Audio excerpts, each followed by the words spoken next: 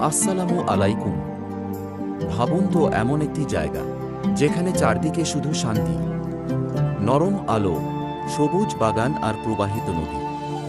এটাই হলো জান্নাত। এই জান্নাতেই আল্লাহ তাআলা মুমিনদের জন্য তৈরি করেছেন হুর। তারা হবে অপরূপ সুন্দর।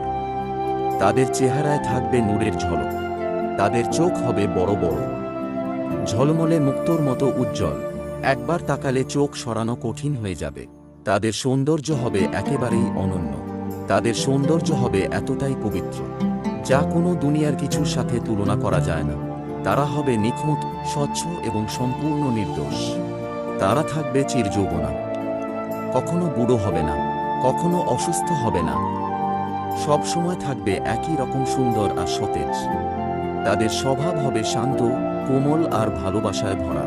কোনো কষ্ট নেই, কোনো রাগ নেই, শুধু শান্তি আর আনন্দ।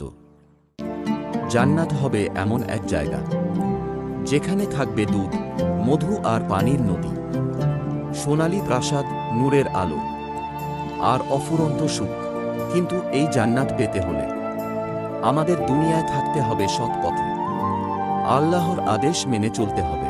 আল্লাহ আমাদের সবাইকে জান্নাত নসিব করুন।